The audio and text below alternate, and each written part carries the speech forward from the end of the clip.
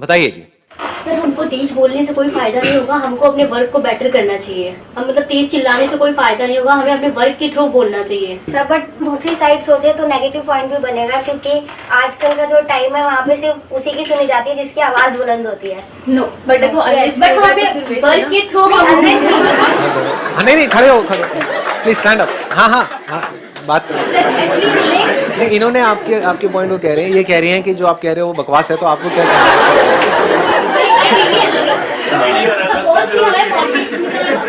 बचपन में मुझे ना लड़वा के बड़ा मजा आता था। बेड पे एक रिंग बनती थी, उस टाइम पे WWE बड़ी चलती थी, तो मैं भाई बहन को लड़वाता था मैं, और भाइयों को, दो भाइयों को आपस में मारो पीटो। हाँ, सपोज कोई पॉलिटिशियन है, वो चुनाव से पहले कुछ भी बोले कि हम ये करेंगे वो करेंगे, बट वो नहीं करते हैं तो हम उनको नेक्स्ट टाइम नहीं सिलेक्ट करेंगे ना। हम किसी आपका क्या कहना है इस बारे में? आप सोचिए कि यहाँ पे 4 लोग हैं, सेम थिंग, सेम यही सोच रही है, सेम ये भी सोच रही है, बट ये बोल नहीं पा रहे हैं। पर इनमें कोई एक चाहिए ना जो जिसकी आवाज बुलंद हो, तो सुनी उसी की जाएगी। जो आवाज बुलंद होने से फायदा नहीं है, बट ये कहना चाह रही है कि आप जो कह रहे हो बकवास है, क्योंकि आवाज बुलंद होने से कोई फायदा नहीं है। This is what she is saying. आप कह रहे हो आवाज बुलंद नहीं होनी चाहिए, आप कह रहे हो आवाज बुलंद होनी चाहिए, तो मैं मतलब किसकी मानूं? मतलब कौन हारा कौन जीता, ये तो पहले ये हो जाए। नहीं, मैं एक का हाथ ऊपर करके विनर इज व्हाटएवर। हाँ, कौन हार मान रहा है आप दोनों में? कोई भी नहीं। प्लीज ऐसे मजाक कर रहा हूँ, थोड़ा और तो नहीं लग रहा ना? ठीक है, चलता है ना? हाँ ठीक है। देखो, अगर इसको मैं कंक्लूड करूं आपके दोनों के पॉइंट्स को, तो शॉर्ट टर्म में तो उसकी सुनी जाएगी जिसकी आवाज बुलंद है, कि जैसे अगर कोई बहुत कॉन्फिडेंस से बोलेगा तो एकदम सबका ध्यान उसकी तरफ चला जाएगा, लेकिन उसके बाद में देखा जाएगा कि वो बोल क्या रहा है, उसका कंटेंट क्या है, उस बात में कितना दम है। और बात में दम कहां से आता है? एक्सपीरियंस से आता है। उस बंदे में कितना दम है। अगर आप यहाँ बोल रहे हैं, बट अगर आपका कंटेंट मैटर जो होगा वो हमें इंस्पायर नहीं करेगा तो हम यहाँ क्यों बैठेंगे सर? एग्जैक्टली। अगर आप सिर्फ चिल्ला रहे तो हमारे लिए हाँ, बिल्कुल ठीक बात है, वो नॉइज बन जाएगा, है ना? हाँ, उसमें हम इन्वॉल्व नहीं हो पाएंगे। हाँ, वो स्पीकर बेकार हो गया। स्पीकर की जो सबसे इंपॉर्टेंट क्वालिटी है वो है क्लैरिटी ऑफ वॉइस। ऐसे ही हमारी लाइफ में ये इंपॉर्टेंट नहीं है कि हम कितना बोलते हैं, कितना सोचते हैं। इंपॉर्टेंट है कि हमारी क्लैरिटी ऑफ थॉट क्या है, क्लैरिटी ऑफ अंडरस्टैंडिंग क्या है। That is most important. और वो कहां से आती है? वो आती है पैशन से। If you are passionate about the topic on which we are speaking, if you have got experience related to the topic that we are touching, तो वहां से क्लैरिटी आ जाती है। अब कोई टॉपिक है, उसका मेरे को कोई एक्सपीरियंस नहीं है, फॉर एग्जाम्पल कि भाई इस एंट्रेंस एग्जामिनेशन को कैसे क्रैक करना है, एक 12वीं पास आपको क्या बताएगा कि उस तो वहां पे वो कॉन्फिडेंस नहीं आ सकता। वहां पे मैं जो भी बोलूंगा that's going to be a noise, वो शोर हो जाएगा। लेकिन अगर मैं उसी के बारे में बात कर रहा हूं जिस पे कि मैंने काम किया है, तो वहां पर एक अजीब सी आपको एक क्लैरिटी नजर आएगी।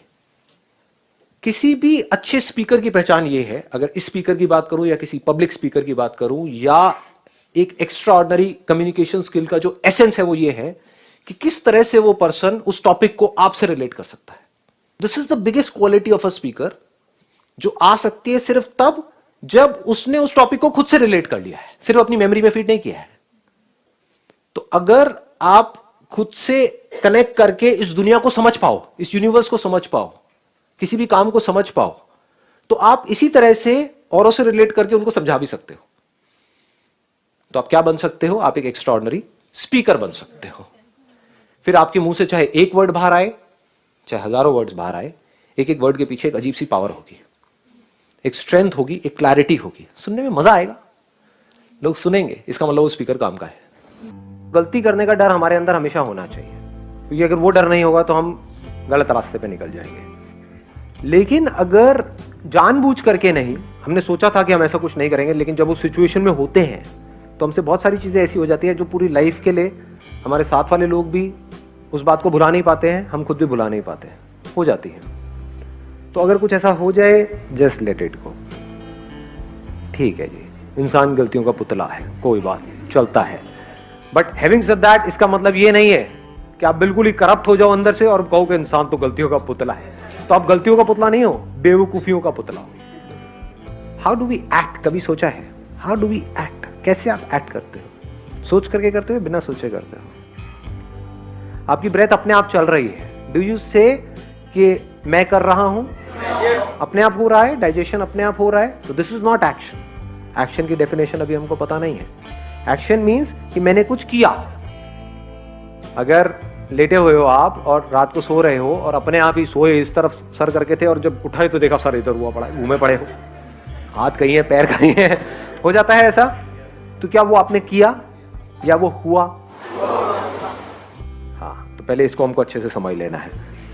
तो जो हुआ उसके बारे में तो सोचना ही नहीं है। क्या हो सकता है इस दुनिया में आपके साथ में, आपके थ्रू या आपके साथ में क्या हो सकता है? कितना बुरा हो सकता है, कितना भी बुरा हो सकता है।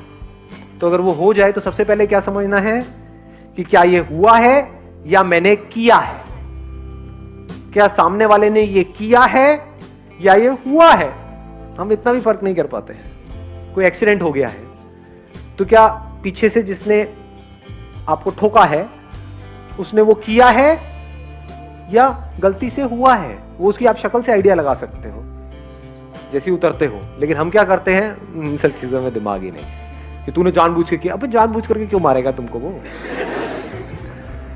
एक्सीडेंट हो गया है, किया नहीं है, गलती उसकी भी नहीं है, गलती आपकी भी नहीं है, बट हो गया है बिकॉज ऑफ व्हाटएवर रीजंस। या गलती भी है तो जानबूझ करके उसने नहीं किया है, उसकी इंटेंशन ये नहीं थी कि कुछ गलत करे, आराम से गाड़ी चला रहा था, फिर भी हो गया है। तो वहां पर क्या करना है? उस सिचुएशन को लेट गो, लाइटली लेना है। हो गया, जीने का मतलब ही यही है, कुछ भी हो सकता है जी। अभी अर्थक्वेक आ सकता है, नहीं आ सकता है? आ सकता है। तो अगर आ जाए तो क्या है? ये आपने किया है, किसी ने किया है। हाँ, अब आप क्या कहोगे? भगवान ने किया है। देखो ये यही गड़बड़ हो जाती है, समझ गए ना? कुछ जो खच्चर होंगे वो बोल देंगे नहीं ये भगवान ने किया। भगवान के पास और कोई काम नहीं है इससे बेटर कोई काम नहीं है।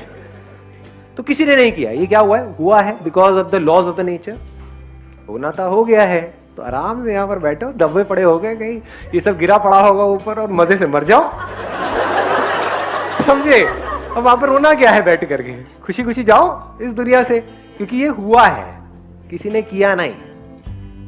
तो पहले आराम से समझना पड़ेगा वो सिचुएशन कि हुआ है या किया है। वो समझने के लिए क्या करना पड़ेगा? जो भी आपको लगता है उसको छोड़ देना पड़ेगा, एज इट इज देखना पड़ेगा, कूलली, आराम से, ठंडे दिमाग से। गुंजाइश छोड़नी पड़ेगी कि गलती आपसे भी हो सकती है, सामने वाले से भी हो सकती है। कई बार हम इस चीज की गुंजाइश ही नहीं रखते, फिर हम उसकी वजह से भी दुखी होते हैं। ऐसे बंदे सबसे ज्यादा दुखी होते हैं जो अपनी लाइफ में गलतियों की गुंजाइश नहीं रखते हैं।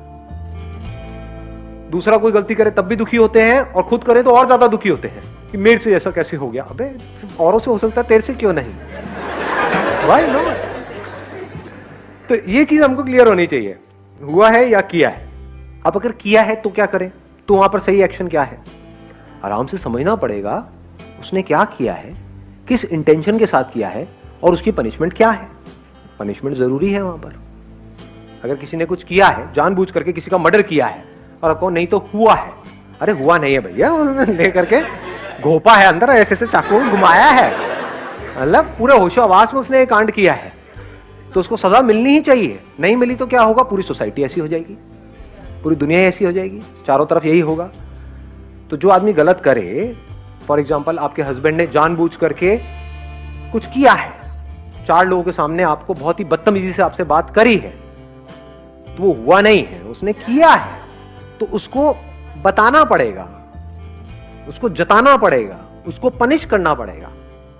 पनिश मतलब ये नहीं कि आप भी मारो पीटो या रात को सो रहा है तो सुबह तक बंदा हाथ लटका पड़ा है, ये नहीं, क्योंकि इतनी बड़ी पनिशमेंट। अब देखना पड़ेगा क्या किया है, उसी लेवल की पनिशमेंट। ठीक है, 2 दिन तक बात नहीं करेंगे, एटलीस्ट वो बंदे को रियलाइज हो। अगर ये आप नहीं करोगे तो क्या होगा? उसकी आदत बन जाएगी या नहीं बनेगी?